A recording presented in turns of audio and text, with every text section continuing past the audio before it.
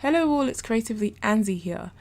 Welcome to the first in what I hope to be a long line of game reviews. Today we are reviewing Lemon Cake.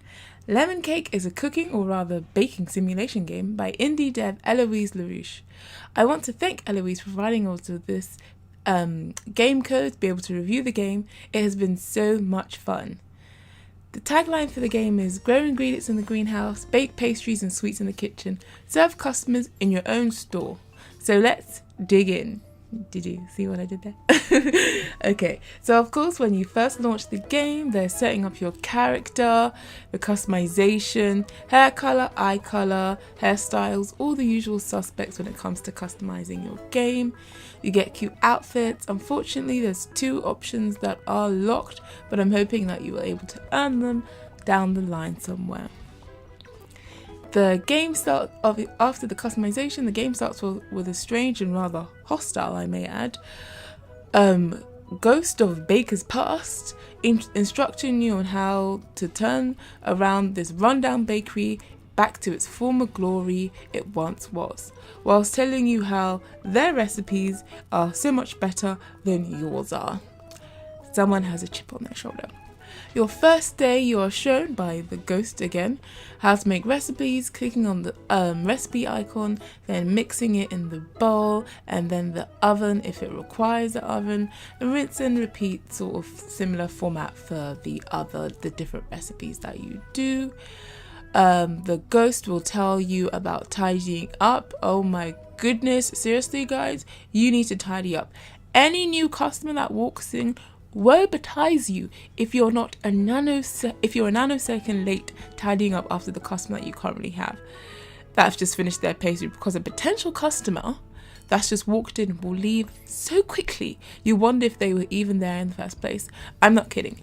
New customers will walk 2 steps into the door, and then they'll see a dirty plate or a customer that's still just finished, and they'll run for the hills if you're not practically cleaning the crumbs off the customer's lap as they eat. And for those of us who don't like to tidy, when the store gets dirty, mainly the kitchen, what looks like flour all over the floor, it actually slows down your movement walking through that mess. So you have to give it a little sweep, and you have to keep doing this throughout the day. So please be aware of that. There is a helpful bar at the top that tells you if the oven is out of firewood, etc. If your customer has left, if there's a dish to be tidy, you better go and tidy that dish, trust me. Because you have to tidy a dish for another customer to sit down and then use that space and then be able to sell something. So in order to sell, you need to be tidying. If you're like me and you just like to over prepare the way I do, I wanted to bake 10 things before the bakery open for the day. Unfortunately, you can't do that. You only have one place you can set things, and there's a small table. You can get shelves at the front, which are display cases, but you have to buy them as you progress through the game, and they're one item per display case. But if you've made too many pastries by the end of the day, there is a bin, but I don't like to waste good food, especially delicious pastries.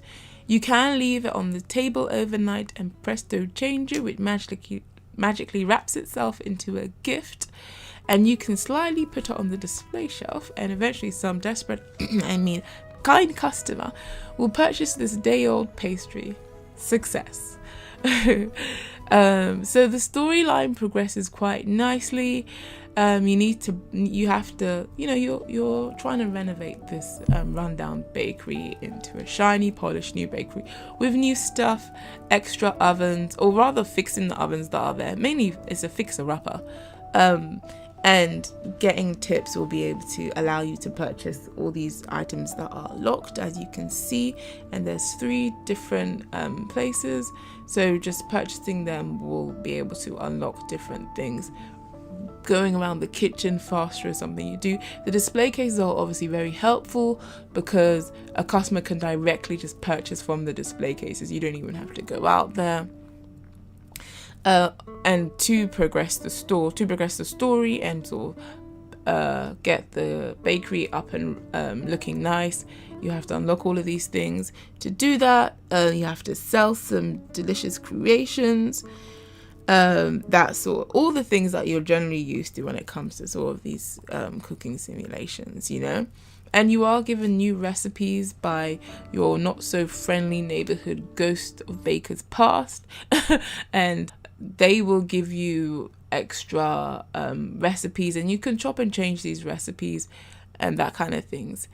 The pastries do have a price rating and cooking time and different options that are available, so actually that's pretty useful. What is the most cost, so you can decide for yourself what's most cost effective and what earns you more money and more tips, and what's easier to make and that sort of thing, if you want to get savvy with the business.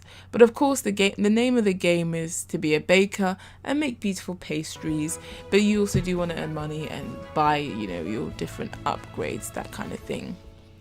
Now let's talk visuals. It's nice to look at the game. The images are cutesy and quite clear cut and simple. Dough of pastry is a blob, so it's not like super detailed, but the actual pastry, when you do make it in the oven or when you just make it in the bowl, it turns out quite pretty actually. So it's just the sugar cubes will make this marshmallow twist, which is really cute. So these are the things I think can be improved for the game. Customization of your character. The different hairstyles and the different hair colors can be a bit more varied, a bit more diverse with the hairstyles. The different outfits that you get, they can get more varied, I think, as well. There's only 2 options for the socks. And the bakery itself can be, I feel like the customization there could have been by far greater. I don't know if there could be a color palette option included if you wanted to get, I would prefer a pink bakery, an all pink bakery. Doesn't that sound like a sweet idea? Do you get it? Okay, I'm gonna stop doing that. But yeah, I feel like they sort of missed it there, where you could actually customize your surroundings itself, the floor, that kind of thing. That would have been nice if you could change the colors of those sort of things, or the design. The load, because there's the helpful bar at the top, can be quite slow because there's so many things that you're doing that it has sort of a list and has to sort of process each one, and that processing can take a little bit of time. There's a lot of instructions. Make sure you tidy up after your customer. That and then your oven is out of firewood. Those sort of things can take a little bit long to process. Sometimes at the beginning it feels like you're waiting around for your customer to chew before you can tidy up and wait for the next customer. But this will happen less and less as the game progresses, because you'll find that you have so much to do. In fact, baking, the display cases, tidying up the kitchen, and then of course you have the garden at the back, which feels more like a farm because you've got animals there that you can adopt to, that they'll be there. I've got a cocoa tree currently for the chocolate, and there's just so much more upgrades. So even now there's so many things that I have to do, and I don't have to wait for my customer. So it will feel like that at the beginning, that you're kind of just waiting for your customer to finish and go. But after a while that won't happen.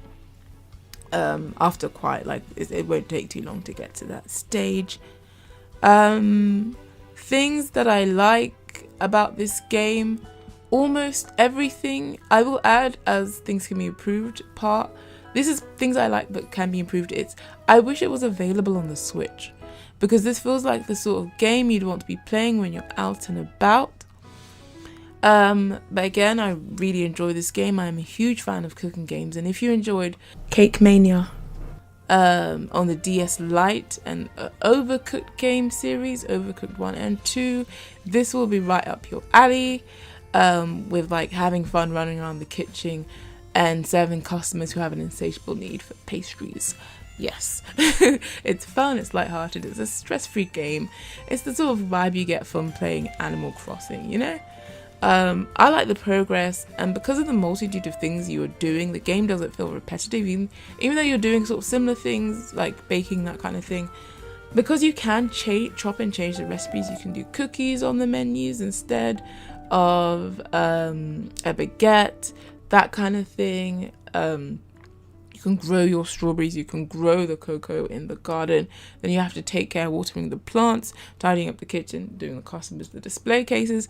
There are so many different things to do, and you can still change the menu every single time, because the recipes are a multitude, but the menu is a bit more limited. Not in a bad way. It means that you can have, today's special is, I don't know, cookies or something, but that it feels like you can sort of change it a bit more, and that it won't feel like this is the same thing over and over again.